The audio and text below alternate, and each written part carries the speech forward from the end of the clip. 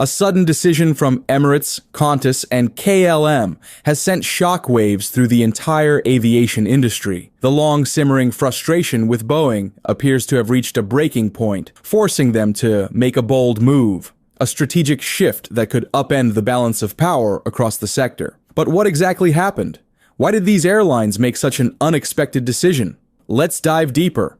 Let's start with Emirates, the Gulf giant and longtime loyalist of Boeing. No one can deny this. The Boeing 777 has been the backbone of its long-haul fleet, symbolizing the strong, enduring bond between this carrier and the American manufacturer. But then, an unexpected turn sent shockwaves through the industry, a pivot powerful enough to shake the foundations of global aviation. In 2007, it signed a contract to purchase 70 Airbus A350s, worth $16 billion, an ambitious move to test the waters with a jet dubbed the Throne Challenger to the Boeing 777. But instead of breaking away with Airbus, Emirates stuck with Boeing. The 777 still outperformed in capacity, range, and operational flexibility, advantages that Airbus hadn't quite caught up to. The peak of this confidence came at the 2013 Dubai Air Show when the airline went all in, a jaw-dropping $76 billion order for 150 Boeing 777X.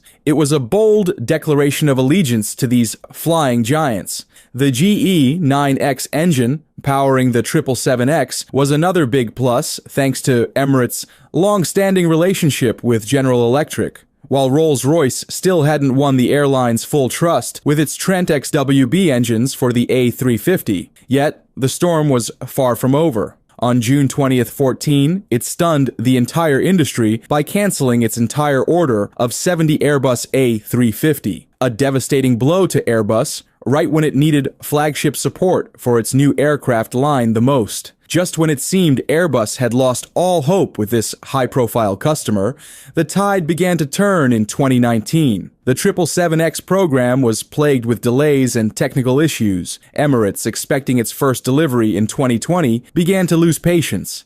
As a result, at the 2019 Dubai Air Show, the carrier made a dramatic U-turn, signing a new $16 billion deal with Airbus for 50A, 350A, 350-900.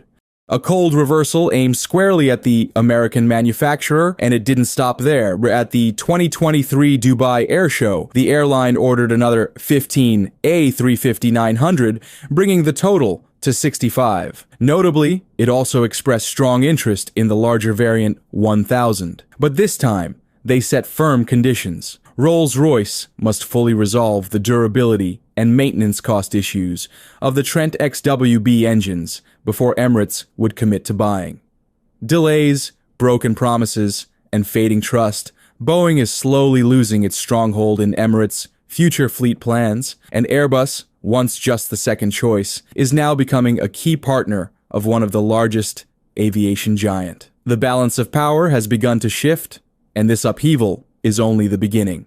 Wait up! Thanks for sticking around until the end. Show your support by hitting like, sharing, and don't forget to subscribe to get notified about our super interesting videos. Thanks a lot. Another airline that sent shockwaves through the industry by turning away from Boeing is Qantas, Australia's largest carrier. For over 60 years, Qantas was a loyal Boeing customer. At one point, it was the only airline in the world operating a fleet made up entirely of Boeing 747, a symbol of its historic partnership with the American manufacturer. Even today, 89 of its 125 aircraft are Boeing. But that dominance may soon come to an end. In 2021, it stunned observers by selecting Airbus to replace its entire domestic fleet, a decision that marked a significant departure from tradition. The airline ordered 20 A321 XLR and 20 A2-2300, with purchase rights for 94 more. These new Airbus jets are set to replace the aging Boeing 737 and 717 that have long been the workhorses of this carrier's domestic network. Then came the second jolt.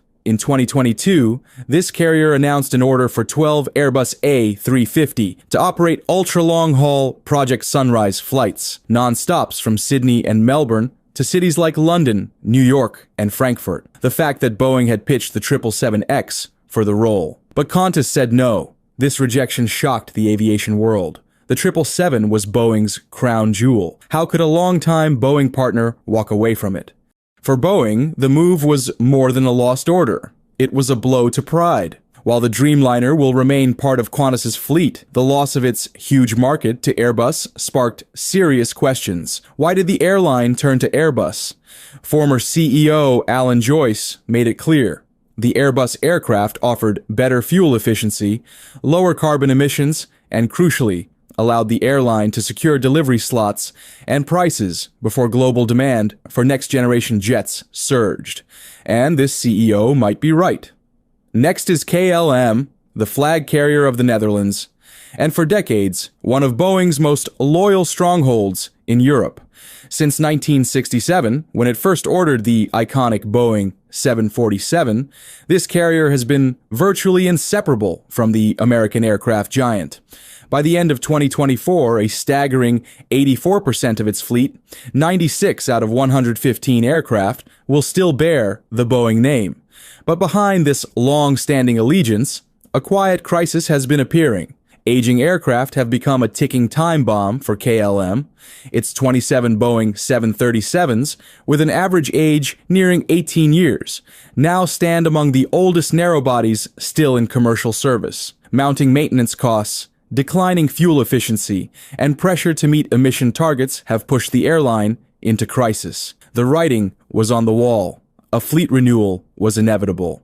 And yet, no one predicts what's upcoming. Despite years of signals suggesting a continued partnership, including a 2019 declaration from CEO Ben Smith that KLM would rely solely on Boeing's 777 and Dreamliner for long-haul flying, the airline took a stunning detour. In a move that blindsided the industry, it signed an agreement to acquire 134 Airbus aircraft, ranging from A320neo for short-haul routes to A350 for intercontinental missions. This was more than a strategic decision, but a rupture, a break from over 50 years of tradition. Boeing, once the undisputed partner, is now being phased out of KLM's future. The reasons are clear. Airbus offered better fuel efficiency, lower costs, and superior flexibility, and the aftershocks are only beginning.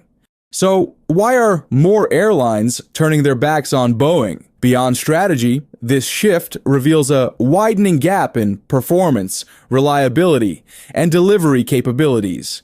Airbus simply offers more and faster. The A320neo saves up to 15% in fuel, edging out the 14% of the 737 MAX. The A321neo seats 244 passengers, 40 more than the MAX 10. And the A321XLR, it flies 8,700 kilometers, 2,500 more than its Boeing rival, unlocking longer direct routes. The A220-300 has also become the go-to replacement for aging Boeing 717, while the MAX 7 still waits for certification. In long haul, Airbus also dominates. The A350 flies up to 16,600 kilometers, far beyond the 787's range. It carries more passengers, uses less fuel, and offers better economics. Meanwhile, Boeing's repeated delays, MAX 7, MAX 10, 777X, and its damaged reputation after fatal crashes